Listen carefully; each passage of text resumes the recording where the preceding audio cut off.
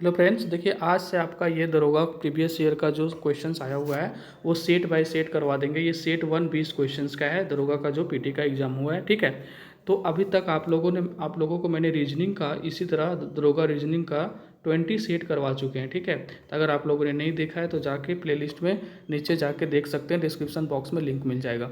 आप लोगों का मैथ इसलिए भी स्टार्ट किए क्योंकि आप लोग मैथ ज़्यादा कर रहे थे। आप लोग का मैथ ज़्यादा चाहिए था, तो हम सोचे कि मैथ ही स्टार्ट कर देते हैं। फिर 20 सेट अगर मैथ हो जाएगा तो फिर आपका रीजनिंग स्टार्ट कर देंगे। ठीक है, अगर टाइम मिला तो दोनों साथ लेके चलेंगे। ठीक है, तो चलिए शुरू करते हैं आज का क्वेश्चंस। और इतना जान लीजिए कि इतने क्वेश्चन से बाहर एक भी क्वेश्चंस नहीं आने वाला है। यही कॉन्सेप्ट रहेगा क्योंकि लेटेस्ट एग्जाम जो ग्रेजुएट लेवल का झारखंड में हुआ है और 150 क्वेश्चंस का सिलेबस दरोगा का फॉलो किया जा रहा है, यही सब क्वेश्चंस आपको देखने को मिलेगा एग्जाम में। ठीक है, कुछ ऐसा नहीं हो जाएगा कि कुछ बनेगा ही नहीं। हाँ, 2-4 क्वेश्चंस, 1-2 क्वेश्चन ऐसा होता है जो टफ होता ही है, उसमें किसी को दिक्कत होती है। चलते हैं क्वेश्चंस की ओर। सारे अच्छे क्वेश्चंस हैं, आप ये नहीं समझ लीजिएगा कि ये क्वेश्चंस नहीं आएंगे एग्जाम में, या आएंगे। आप देखिएगा आपसे कितने क्वेश्चंस बन रहे हैं।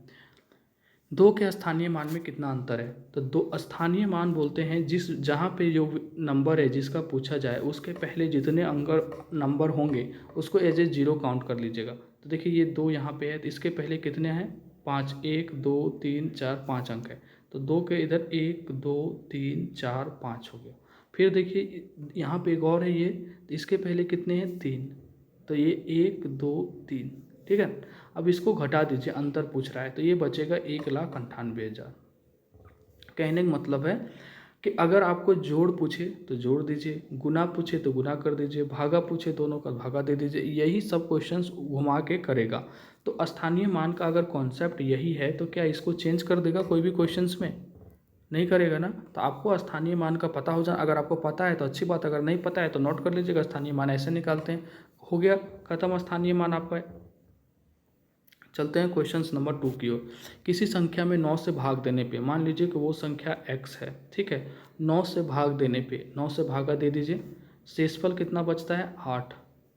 ठीक है, तो उसे दोगुनी संख्या में 4 से भाग देने पे, तो उसकी दोगुनी संख्या है। ठीक है, उसको 4 से भाग देने पे शेषफल क्या बचेगा?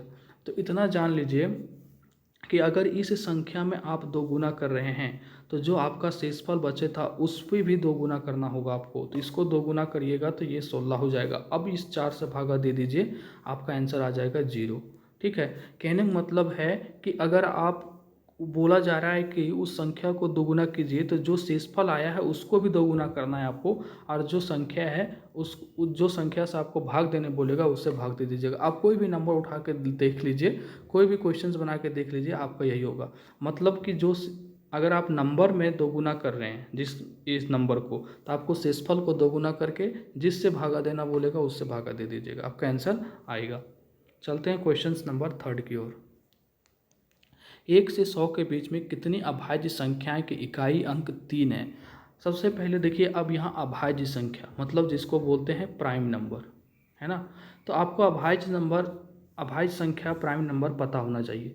तो वैसी संख्या होती है प्राइम नंबर जो एक और सेल्फ मतलब खुद से उसमें भागा लग जाए। एक, ठीक है, एक से या खुद से उसमें भागा लग जाए। जैसे कि आप ले सकते हैं एग्जाम्पल के लिए 2, ठीक है, 3, 7, 9 नहीं ले सकते क्योंकि देखिए यहाँ 1, 3 और 9 से भागा लग जाएगा, तो 9 नहीं लेंगे, 11। ठीक है, तो इसी तरह करके वैसी संख्या जो एक और खुद से डिवाइड हो जाए जिसमें भागा लगे वो अभाज्य संख्या होती है और वो प्राइम नंबर होती है। ठीक है, तो आप चलते हैं इस क्वेश्चंस में क्या करना है।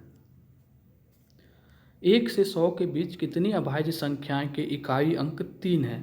ठीक है, तो वैसे अभाज्य संख्या आपको छांटना है जिसके इकाई अंक 3 है। इकाई अंक मतलब कहने का मतलब देखिए, इकाई अंक कहने का मतलब है कि एक्स वाई अगर नंबर है तो ये वाई इकाई के जगह पे होता है। जैसे 100 है तो ये 0 है, वो इकाई है, ये दहाई है, ये सैकड़ा है, तो वही इकाई अंक पे आपका 3 होना चाहिए। ठीक है, तो अब 1 से 100 के बीच में कितनी अभाज्य संख्या जिसकी इकाई अंक 3 है? तो देख लीजिए, 3 1 से 100 के बीच में आएगा। 3 एक अभाज्य संख्या है, 13। तो आप यहाँ देख लीजिए कि 10-10 का ही डिफरेंस आएगा क्योंकि आपका इकाई अंक 3 लेना है और कोई नंबर नहीं होगा। 13, 23, 33 नहीं ले सकते 33, क्योंकि ये 3 से 11 से 1 से 33 से सबसे डिविजिबल है।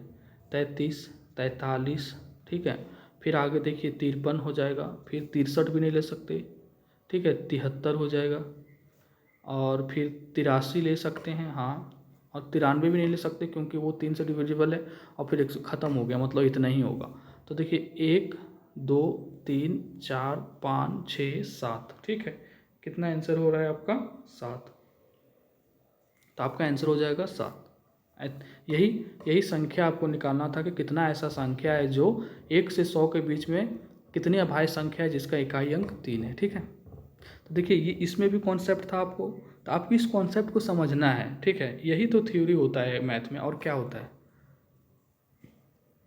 किसी संख्या में 125 से भाग देने पे भागफल 85 तथा शेष 22 प्राप्त होता है, तो वह संख्या क्या है। देखिए हम जैसे एक फार्मूला होता है ना कि भाजक इंटू भाज्य प्लस शेषफल, कुछ ऐसा कुछ होता है, हमको नहीं पता वो फार्मूला, ठीक है। लेकिन आपको ये तो पता है ऐसे कि यहाँ रिमाइंडर आता है नीचे, यहाँ भागफल आता है, यहाँ से इसमें से भागा देते हैं, यहाँ कुछ नंबर होता है, इतना तो आपको पता होगा ना। तो अब इसको अरेंज करिए कि किसी संख्या में 125 से भाग देने पे, किसी संख्या मतलब x कितने से भाग देने पे, 125 से भाग देने पे भागफल कितना बच रहा है 85, शेषफल कितना बच रहा है 22, हो गया। अब बोल रहा है वह संख्या, तो वह संख्या मतलब x आपसे पूछ रहा है। तो आपको नहीं पता कि इस दोनों को गुना कर दीजिएगा और इसको जोड़ दीजिएगा, जो गुना करके आएगा आपका आंसर आ जाएगा। देखिए कितना आसान है, हमें नहीं पता फॉर्मूला, ठीक है। हम तो कोई दिक्कत नहीं है, 125 गुने 85 और प्लस में 22 हो गया। अब देखिए यहाँ अगर आप गुना करेंगे 125 है ना, और नीचे 22 है, ठीक है। वही है क्वेश्चन, चलते हैं। अब अगर यहाँ गुना करिएगा, देखिए तो ये 5 गुना ये 5, तो ये 25 होगा यहाँ पे। देख लीजिए क्वेश्चंस को कितना जल्दी कैसे बनाएंगे। ये 5 को गुना करेंगे 5 से, तो यहाँ 25 आएगा, इधर कुछ भी आ सकता है, 25 आएगा। अब प्लस में यहाँ 22 है। अगर इस पहला यूनिट अंक, इकाई अंक जिसको बोलते हैं, इसको अगर इससे जोड़ेंगे तो ये 7 आएगा। मतलब हमारा आंसर कुछ भी हो उसके इकाई स्थान पे 7 होगा। तो मेरा देखिए इस ऑप्शन में झारखंड वाला सीजीएल में देखिएगा, ये इतना कुछ डीपली नहीं पूछता है, उसका यूनिट अंक से तुरंत आंसर निकल जाता है। तो आपका आंसर क्या हो जाएगा? डी नंबर, ठीक है। ये देखिए आप इसको चाहे तो पूरा गुना करके देख लीजिए, आपका आंसर यही आएगा, ठीक है। आप करके देख लीजिए, 25 आने की इकाई अंक 5 होगा, और इधर से 2 जोड़ेंगे 5 में तो 7 होगा, ठीक है। चलते हैं क्वेश्चन नंबर 5 की ओर।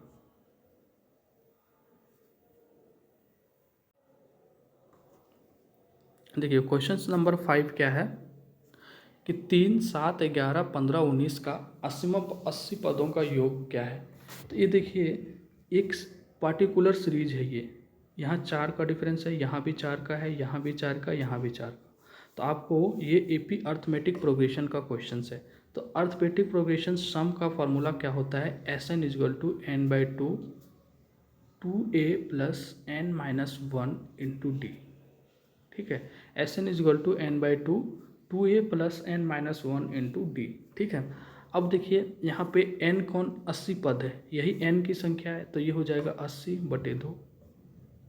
a मतलब होता है फर्स्ट टर्म, तो देखिए 3 है a, तो 2 × 6 हो जाएगा, प्लस n कितना है 80 में से 1 जाएगा तो 79, और d होता है second term minus first term, तो 7 में से अगर 3 घटा दीजिएगा तो 4 आ जाएगा आपका डिफरेंस, ठीक है। तो गुने 4 हो गया।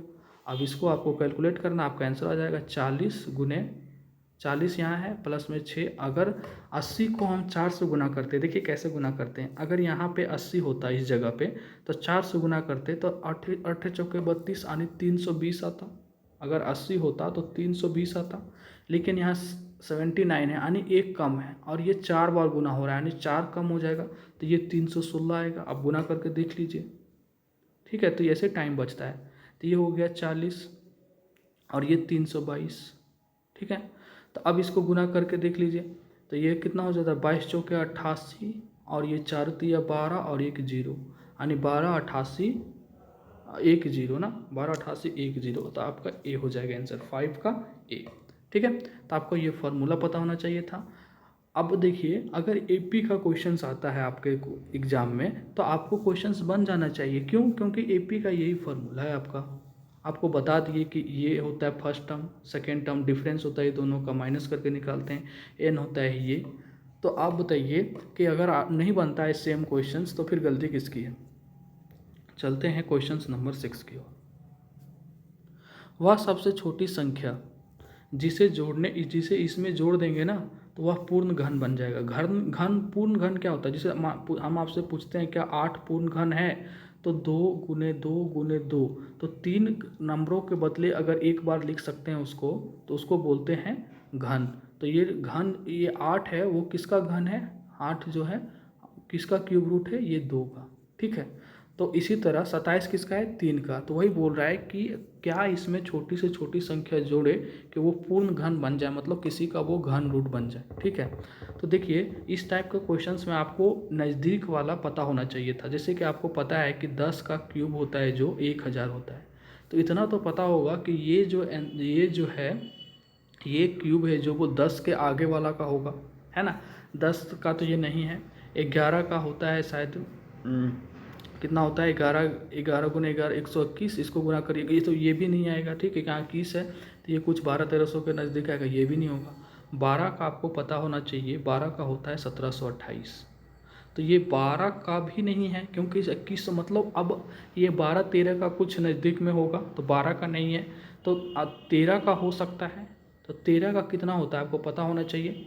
13 का होता है 2197, और 14 का हो जाता है आपका 2744। देखिए 20 तक आपको याद रख लीजिएगा। ठीक है। तो देखिए, अगर आपको 12 का पता, 14 का पता होता, 12 का पता होता, इस मतलब कि 12 से ज़्यादा का होगा, 14 से कम का होगा, तो मतलब ये 13 का ही होगा। तो ये 2145 है यहाँ पे, तो कितना जोड़े कि 2157 हो जाएगा, 97। तो 7 में से 5 घटा दीजिए, 9 में से 7 में से 5 जाएगा 2, 9 में से 4 जाएगा 5, यानी 52 जोड़ दीजिएगा अगर इसमें, तो ये 13 का क्यूब बन जाएगा। ठीक है, क्योंकि ये 12 से ज़्यादा का है और 14 से कम का है। तो एक इतना आपका रफली आइडिया बता दिए आप। क्या देखिए, 10 तक जनरली सबको याद होता है, 11 का भी याद होता है, ठीक है, 12 का भी याद होता है, 20 का भी याद होता है, 15 का भी याद होता है। तो बच कितना गया आपका? 13, 14, 15। अगर उसको 2-2, 1-1 करके डेली याद कर लीजिएगा, 5, 2, 1 मिनट 2 मिनट डेली देख लीजिएगा तो आपको याद हो जाएगा। ठीक है। अन्यथा आपको क्या करना पड़ेगा कि आप क्यूब रूट तो पता ही, मतलब स्क्वायर तो पता ही होगा कि 13 का होता है 169, तो आपको इसमें 13 का गुना करके देखना पड़ेगा। 12 का पता ही होगा 144, तो इसमें आपको 12 से गुना करके देखना पड़ेगा। 15 का पता ही होता है 225, तो इसमें आपको गुना करके देखना पड़ेगा। तो थोड़ा सा टाइम लग सकता है, बन तो जाएगा। ठीक है। एक्स स्क्वायर ये है, तो आपका एक्स का मान निकालिए। देखिए क्वेश्चन आसान है। एक्स स्क्वायर हो जाएगा ये गुने 36, और ये 36 जो है आपका इधर आ जाएगा, 36 गुना 36। ठीक है, और यहाँ 49 है, तो 1 से 1 कट गया ये। ठीक है। अब x का वैल्यू निकालिएगा तो ये 49 इधर से गुना चल जाएगा, ये 36, और इसका आ जाएगा स्क्वायर रूट, क्योंकि यहाँ से हम स्क्वायर हटा रहे हैं। तो ये हो जाएगा यहाँ 7 और यहाँ 6, तो 7 छक्का 42, आपका आंसर हो जाएगा सी नंबर। ठीक है। चलते हैं क्वेश्चन नंबर 8 की ओर। सुमित ने 25,000 रुपया में एक लैपटॉप खरीदे, उसे 26,500 रुपया में बेच दिया, तो सुमित द्वारा अर्जित लाभ क्या होती है? देखिए, अर्जित लाभ क्या होती है? लाभ प्रतिशत पूछा जा रहा है। ठीक है, लाभ प्रतिशत। ओनली लाभ पूछता तो ओनली लाभ का फॉर्मूला क्या होता है, नोट कर लीजिएगा। ठीक है, ओनली लाभ का फॉर्मूला होता है क्रय मूल्य यानी coast price minus selling price यानी विक्रय मूल्य। ये सीपी हो गया कोस्ट प्राइस, क्रय मूल्य, एसपी हो गया विक्रय मूल्य यानी सेलिंग प्राइस। तो ये लैपटॉप खरीदा, तो इसको 26,500 में से अगर इसमें घटा दें 25,000, आपका कितना आ जाएगा? ये 26, 25, 1,1500 आ जाएगा शायद। ठीक है, 1500 आ जाएगा। अगर पूछता लाभ कितना हुआ तो लाभ हुआ 1500, लेकिन पूछा जा रहा है लाभ प्रतिशत। देख रहे हैं यहाँ प्रतिशत में आंसर है, तो लाभ प्रतिशत कैसे निकालते हैं? लाभ प्रतिशत का फॉर्मूला लिख लीजिए, हम मिटाएंगे। होता है लाभ प्रतिशत इक्वल टू होता है लाभ बटे क्रय मूल्य। ठीक है, क्रय मूल्य यानी CP × 100। ठीक है, तो यहाँ देखिए लाभ आपका आ गया था 1500, क्रय मूल्य आपका क्या होता है 26,500, और गुने में 100। इतना जान लीजिए कि क्रय मूल्य हो या विक्रय मूल्य हो, हमेशा लाभ हानि मतलब सॉरी लाभ हो या हानि हो, हमेशा क्रय मूल्य पे निकलता है। ठीक है, हमेशा क्रय मूल्य पे निकलता है। तो अब इसको बनाइए, कैसे होगा। सॉरी, ये 26,500 क्या था, 26,500 में बेच दिया। ओहो, ठीक है, 26,500 में बेच दिया ना। क्रय मूल्य तो यही है। क्रय मूल्य क्या है, सुमित ने इतना रुपये में खरीद कर 25,000 में खरीदा ना, तो यहाँ 25,000 होगा नीचे। ठीक है, देखिए अगर लाभ हो रहा है यानी कि प्रॉफिट हो रहा है तो आपका सेलिंग प्राइस ज़्यादा होगा, कॉस्ट प्राइस कम होगा। देखिए कोई भी चीज़ को अगर आप लाभ कमाना है तो बेचने का जो होगा वो ज़्यादा होगा, खरीदने का कम होगा। तो सेलिंग प्राइस यानी विक्रय मूल्य जो होगा वो क्रय मूल्य से कम होगा, यानी कि इसका माइनस। और जो हानि होता है वो हानि होता है, इसमें कॉस्ट प्राइस ज़्यादा होता है और सेलिंग प्राइस कम होता है। बाय मिस्टेक हमने गलती से लिख दिया था, ठीक है, सॉरी इसके लिए। क्रय मूल्य माइनस विक्रय मूल्य, ठीक है। तो आप देखिए ये क्या, यहाँ से अगर क्वेश्चंस यही रहता तो मेरा 1,500 रुपया का लाभ निकल जाता, लेकिन लाभ प्रतिशत की बात हो रही है। तो लाभ प्रतिशत हो या हानि प्रतिशत हो, अगर लाभ प्रतिशत की बात हो रही है तो यहाँ लिखेंगे लाभ, अगर हानि प्रतिशत की बात होगी तो यहाँ लिखेंगे हानि बटे क्रय मूल्य, ठीक है, और गुने 100। तो लाभ हो रहा था मेरा 1,500 का और क्रय मूल्य कितना है 25,000, है ना, गुने 100। ये जीरो ये जीरो ये जीरो ये जीरो और 25 छक्का 150, आपका आ गया 6% का उसको लाभ हो रहा है। ठीक है, चलते हैं क्वेश्चन नंबर 9 की ओर। यदि किसी पेन को ₹56 में बेचने पे 30% की हानि होती है, 30% की हानि होती है, तो 30% को हम 30/100 लिख सकते हैं। ठीक है, तो 10 से 10 आने 10 पर कितना प्रतिशत की हानि होती है, 30% की। तो 10 उसका मान लीजिए कि उसका क्या है क्रय मूल्य, और 10 में से 30% की हानि हो रही है। जब हानि होगी तो ऊपर वाला घट जाएगा, ये हो जाएगा आपका क्रय मूल्य, ये हो जाएगा सेलिंग प्राइस। तो खरीदा कितना 10 में और बेचा कितना 7 में, तो यहाँ हो गया आपका 30% की हानि। तो 20% के लाभ कमाने के लिए तो 20/100 लिख सकते हैं इसको। तो ये हो जाता है 1/5। तो ये 5 से 6 हो जाएगा, ये क्या हो जाएगा 5 से 6। तो 20% का लाभ है ना, तो उसे कितने मूल्य पर बेचना होगा। ठीक है, यदि किसी पेन को 56 रुपया में बेचने पे उसे 30% की हानि होती है, कितने की 30% की हानि होती है, तो उसे 20% लाभ करने के लिए कितने में बेचना होगा। देखिए दोनों स्थिति में आपको क्या करना होगा, क्रय मूल्य सेम करना होगा। अगर क्रय मूल्य सेम करते हैं तो यहाँ भी 2 से यहाँ भी 2 से गुना करना पड़ेगा। हम आपको इसका फार्मूला मेथड बताते हैं, ये रेशियो मेथड है। ये 10 हो जाएगा, ये 12 हो जाएगा। ठीक है, अब बोला जा रहा है कि कितना 56 रुपया में बेचने पे 30% की हानि होती है, तो 20% के लाभ के लिए उसे कितने मूल्य पर बेचना चाहिए, है ना। तो अगर वो 56 रुपया में बेचा, तो यहाँ अगर वो 56 रुपया में बेच रहा था तो 7:56, तो 1:8। तो इसका अगर वो 12 में बेचता तो उससे 20% का लाभ होता। तो 12 को 8 से गुना कर दीजिए, 12 8 96, आपका आंसर क्या हो जाएगा 96। ठीक है, आपका आंसर होगा ये। अगर ये आपको नहीं समझ में आया, ठीक है, तो चलते हैं इसको बनाते हैं फार्मूला मेथड से। ठीक है, देखिए फार्मूला मेथड क्या है कि होता है, फार्मूला होता है कि SP is equal to SP is equal to CP into 100 plus profit percent है ये बटे 100। ठीक है, अगर हानि हो रहा है तो यहाँ माइनस लॉस परसेंट कर देंगे, अगर प्रॉफिट हो रहा है तो यहाँ प्लस प्रॉफिट परसेंट कर देंगे। ये परसेंट है, लॉस परसेंट अगर हानि हो रहा है तो माइनस लॉस परसेंट हो जाएगा। चलिए ये लाभ के केस में है, लिख देते हैं फॉर्मूला।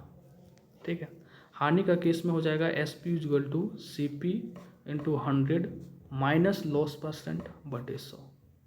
ठीक है, ये हो गया आपका हानि के केस में। तो यहाँ क्या हो रहा है 30% की हानि होती है तो ये वाला फार्मूला यूज करेंगे। ठीक है, फिर 20% का लाभ होगा तो ये वाला फार्मूला यूज करेंगे। चलते बनाते हैं क्वेश्चंस को। देखिए फार्मूला क्या था, SP is equal to CP into 100 plus क्या है यहाँ पे 30% की हानि होती है तो लॉस परसेंट बटे 100। एसपी कितना है 56, सीपी हमको निकालना है यहाँ से, और ये लॉस परसेंट 30 तो 100 में से 30 जाएगा 70 बटे 100। अब देख लीजिए यहाँ से ये कट जाएगा, ये कट जाएगा, 70 80 56, ये कट जाएगा, यानी सीपी यहाँ से मेरा आ गया 80। ठीक है, सीपी कितना आ गया 80, ये नोट कर लीजिए। ठीक है, सीपी जब 80 आ गया, अब क्या करना है 20% का लाभ कमाना है। फिर फॉर्मूला लगा दीजिए, SP equal to CP into 100 plus profit percent upon 100। ठीक है, अब देखिए यहाँ एसपी कितना है, सॉरी एसपी तो निकालना है कि कितना में बेचेगा। सीपी हम 80 निकाले थे, और प्रॉफिट परसेंट कितना कमाना है 20, तो 120 बटे 100। 10 से 10, 10 से 10, 12 96। तो देखिए हम रेशियो मेथड इसलिए बताए थे आपको, क्योंकि वो अगर आपको समझ में आ जाता है तो इतना 2 बार फार्मूला लिखने की ज़रूरत नहीं पड़ती, जल्दी बन जाता। ठीक है, अन्यथा आप इससे बना सकते हैं, कोई दिक्कत नहीं है। आपको दोनों फार्मूला बता दिए, हानि के केस में और लाभ के केस में। चलते हैं क्वेश्चन नंबर 10 की ओर। 6 रुपया, 3 रुपया, 10 पैसा और 30 पैसा का औसत क्या होगा। तो आपको औसत का मतलब क्या है कॉन्सेप्ट। औसत का मतलब टोटल नंबर यहाँ होता है। ठीक है, जितना नंबर दिया है उसको जोड़ दीजिए, और यहाँ टोटल नंबर ऑफ सम होता है ऊपर में, और यहाँ होता है नंबर, टोटल नंबर। ठीक है, मतलब कि अगर यहाँ सबको जोड़ के कितना नंबर 1 2 3 4, यहाँ 4 से भागा देंगे। ठीक है, अब देखिए बनाते हैं इस क्वेश्चन को। तो ये 6 प्लस 3, यहाँ देखिए ये 10 पैसा है, इसको रुपया में कन्वर्ट करिएगा। ठीक है, इसको रुपया में कन्वर्ट करना पड़ेगा आपको।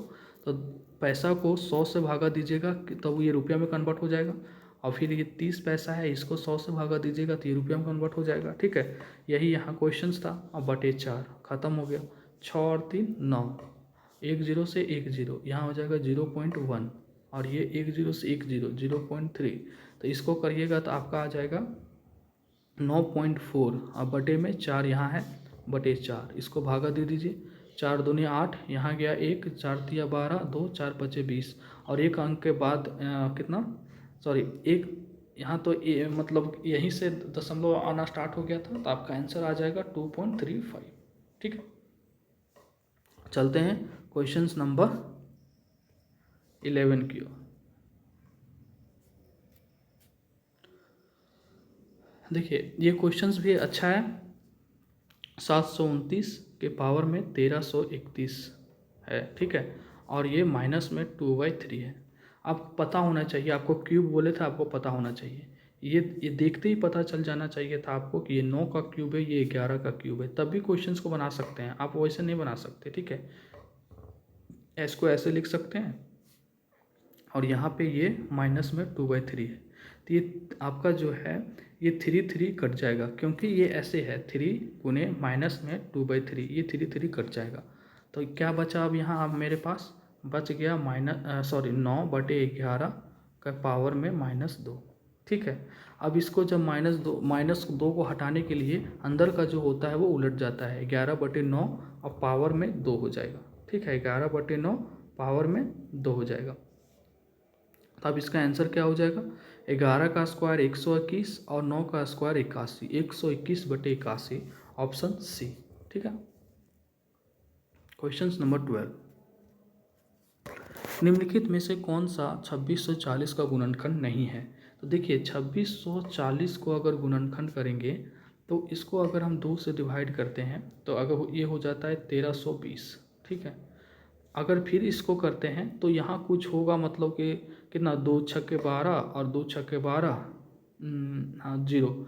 ठीक है, 600। लेकिन क्या ये कभी आ सकता है 1320 आ गया, अब करेंगे आगे 2 से तो ये 330 आ जाएगा। ठीक है, आगे करेंगे तो ये भी आ जाएगा, ये तो आ गया, ये आ जाएगा, लेकिन ये 1420 एक ही बार में यहाँ 1320 चला गया, तो ये 1420 कहाँ से आएगा। 2600 को अगर हम एक ही बार में तोड़ रहे हैं तो वो 1320 के पास जा रहा है, तो 1420 देखते ही आगे आपको नहीं बढ़ना था, आपको यहीं देखते ही 1320 है तो 1420 नहीं हो सकता, आपका आंसर हो जाता डी, ये गुणनखंड इसका नहीं हो सकता।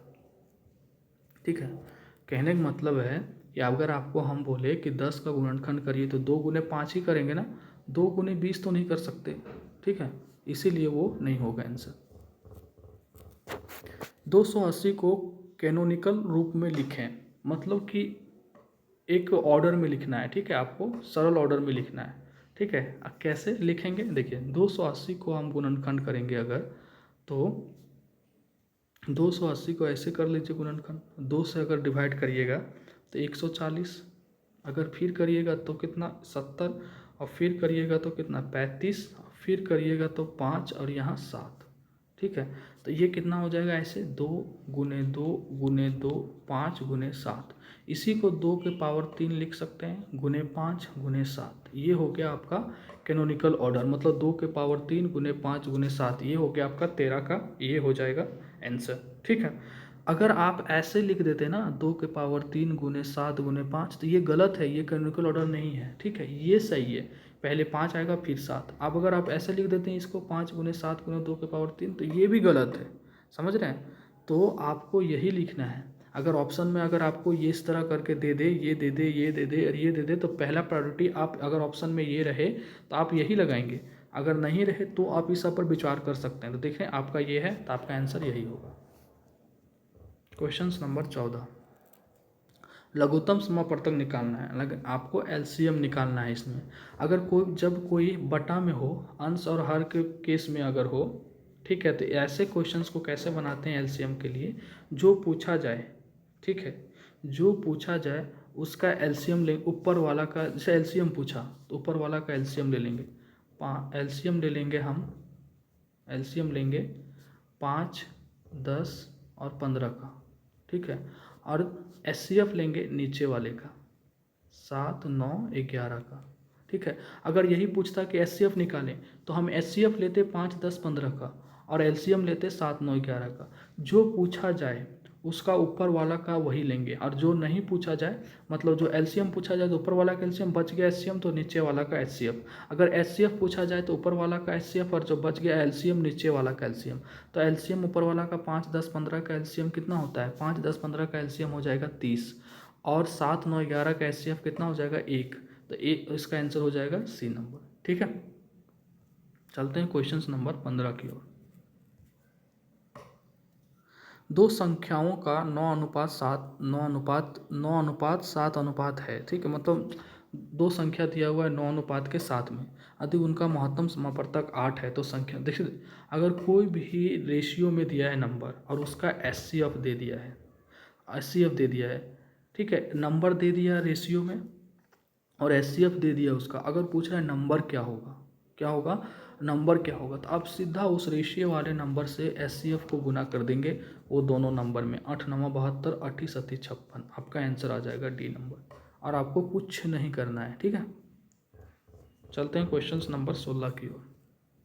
इस क्वेश्चन में थोड़ा सा मिस्टेक है, त्रिभुज का दूसरा बड़ा कोण यहाँ छूट गया है, यहाँ आप देख सकते हैं, आपको पेज नंबर बता देते हैं। शिवांगन पब्लिकेशन, किसी ने कमेंट किया था सबसे बेस्ट बुक है शिवांगन पब्लिकेशंस का, ठीक है। इसमें आपका सचिवालय, दरोगा, जितने भी एग्ज़ाम हुए हैं, जेसीसी का सारा क्वेश्चंस आपको मिल जाएगा इसमें। तो आप शिवांगन पब्लिकेशन का पेज नंबर आपको बता देते हैं, पेज नंबर 64 पर देखिएगा, क्वेश्चंस नंबर आपका देखिएगा 116, उसमें यहाँ दूसरा छूटा हुआ है, हम अपने मन से नहीं ऐड कर रहे हैं, ठीक है, दूसरा बड़ा कोण जो होता है यहाँ पे छूटा हुआ है, ठीक है। आप पेज नंबर फिर से नोट कर लेंगे 64, क्वेश्चन नंबर 116, ठीक है। आगे देखिए, एक त्रिभुज के सबसे बड़े और सबसे छोटे कोणों का अनुपात क्रमशः 2:1 है। आपको देखिए पता होना चाहिए कि त्रिभुज के तीनों कोणों का योग कितना होता है 180 डिग्री, इस कोण, इस कोण, इस कोण का होता है 180 डिग्री।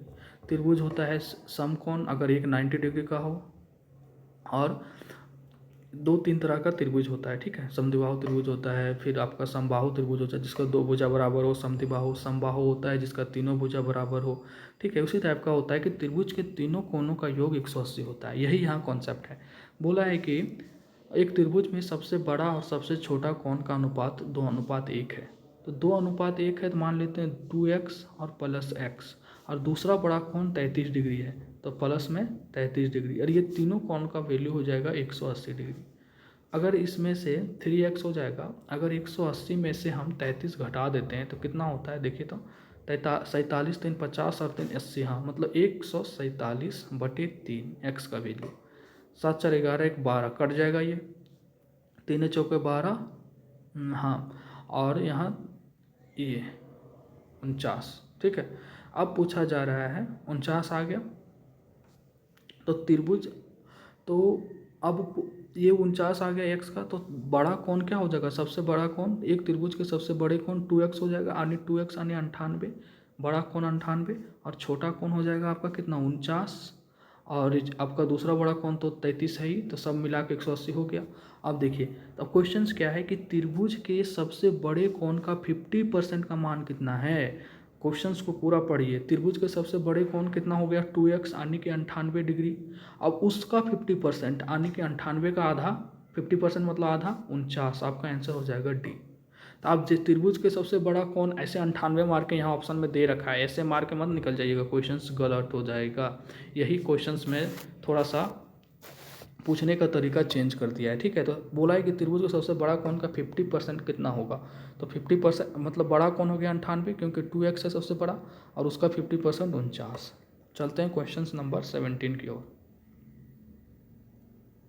8000 पर 6% 3 वर्षों का साधारण ब्याज। देखिए इस सिंपल क्वेश्चन से SI बराबर होता है सिंपल इंटरेस्ट उनमें P गुने R गुने T बटे 100, ठीक है।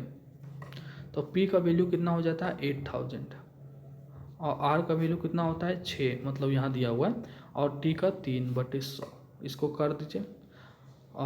8 छक्का 48 गुने 3 करिएगा, कितना हो जाएगा 80 गुने 6 गुने 3, जो भी गुना करके आंसर आएगा वो आपका आंसर हो जाएगा, ठीक है। कितना आता है गुना करके, ये गुना करके आता है 1440, आपका आंसर हो जाएगा आपका ए नंबर। चलते हैं क्वेश्चन नंबर 18 की ओर। ये थोड़ा सा अच्छा क्वेश्चन है, ठीक है।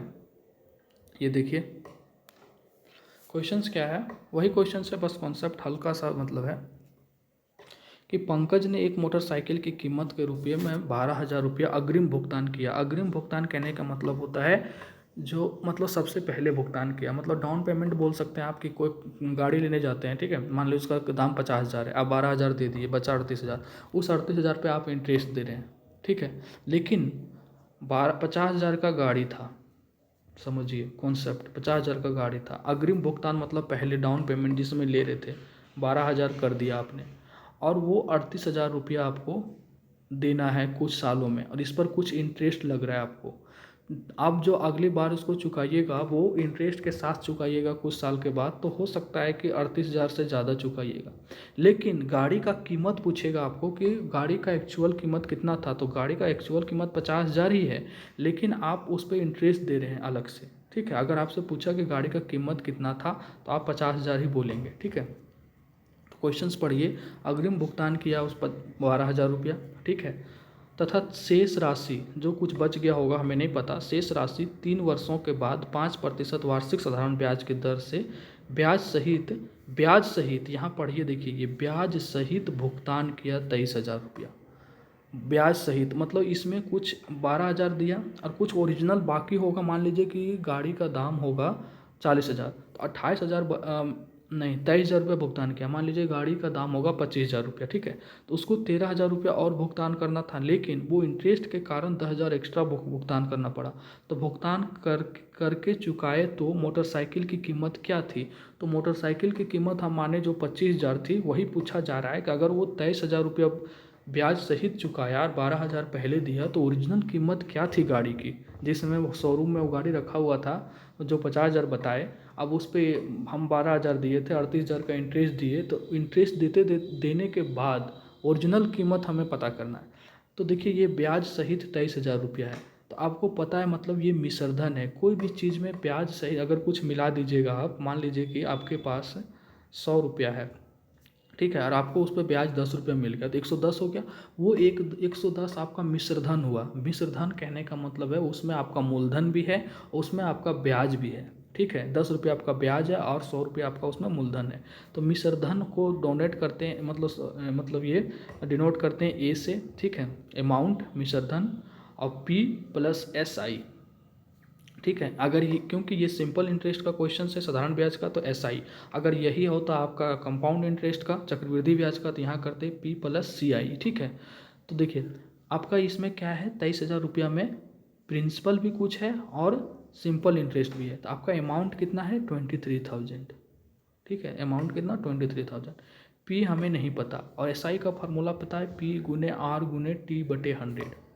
ठीक है, अब क्या करना है आपको, यहाँ पी हो जाएगा प्लस पी हमें नहीं पता, आर तो पता है, आर कितना 5% और समय कितना 3 वर्ष, तो 5 गुने 3 बटे 100।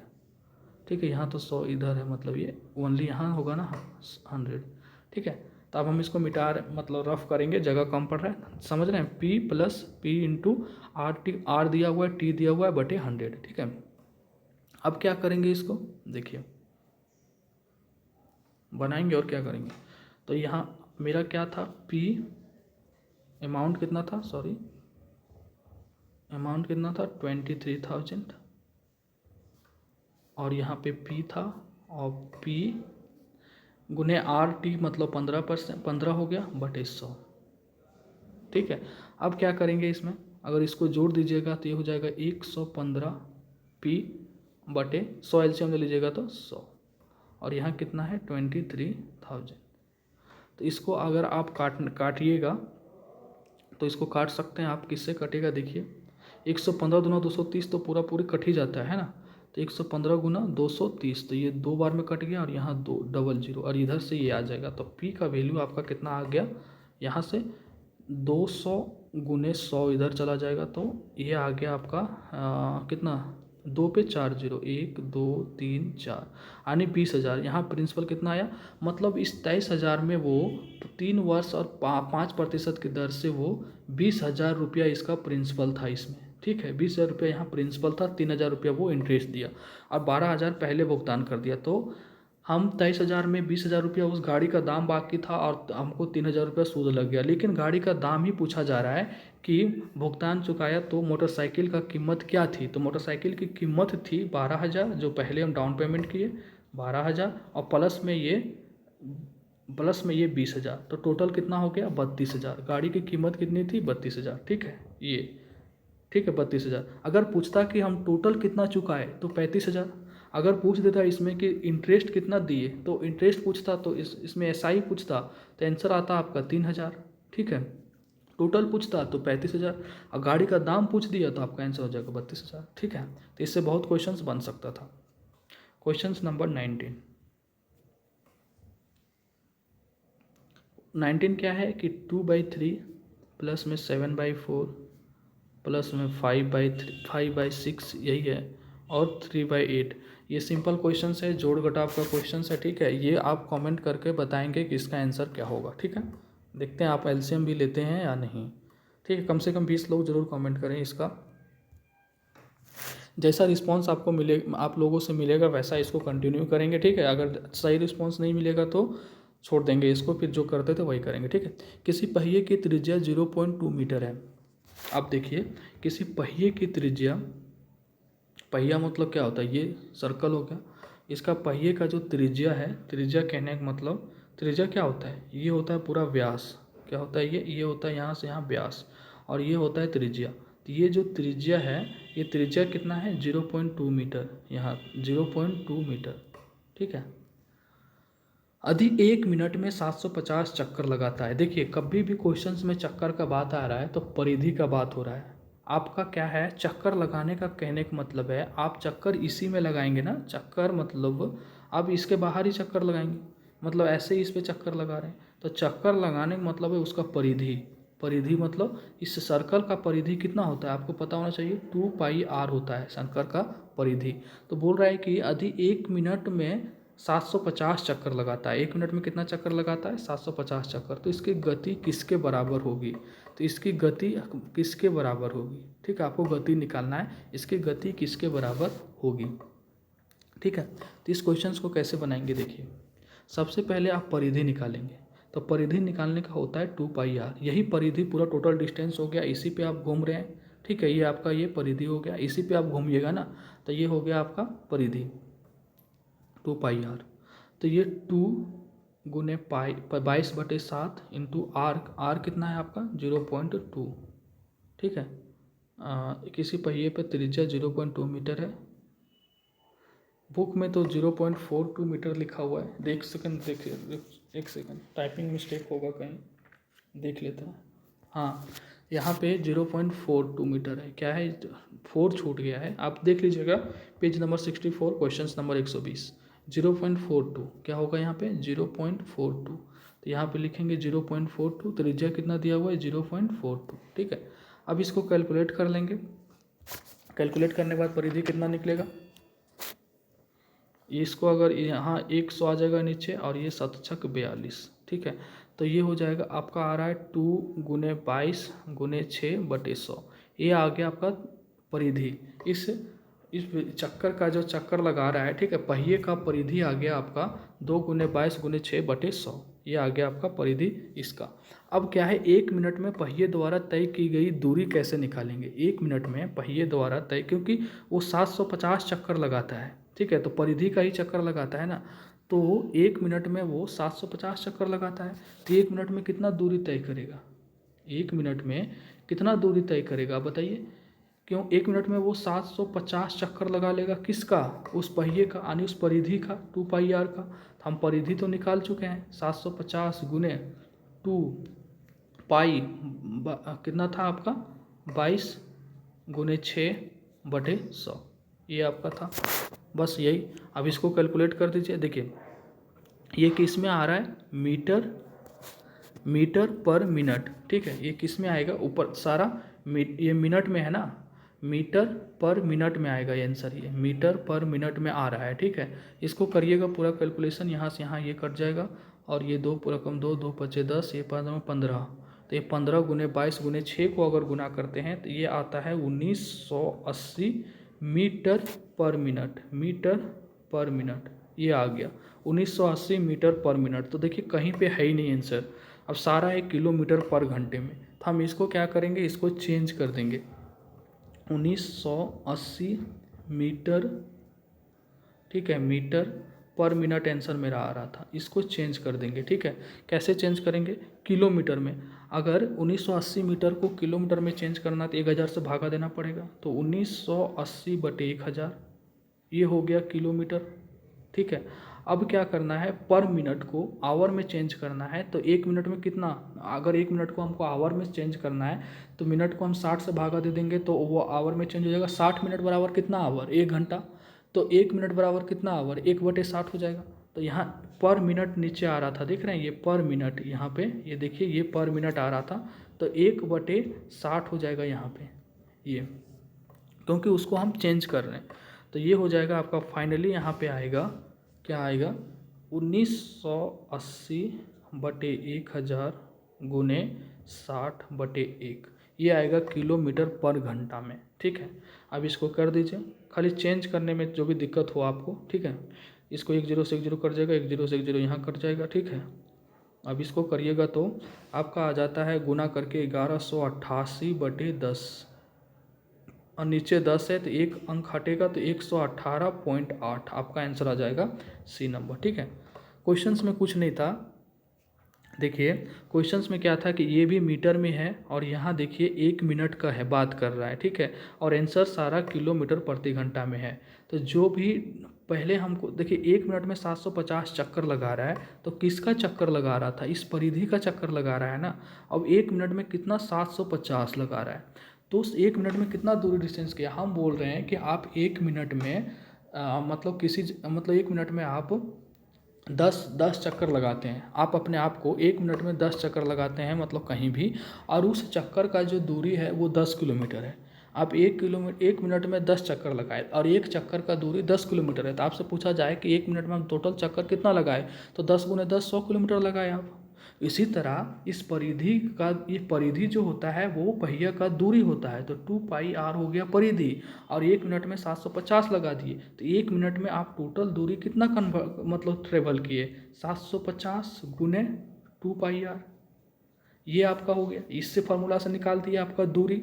लेकिन यहाँ आपका आंसर दिया हुआ था कि यह 1 मिनट में कर रहा था, तो यहाँ आंसर सारा मीटर और इसमें है, और आंसर पूछा जा रहा है किलोमीटर पर आवर में।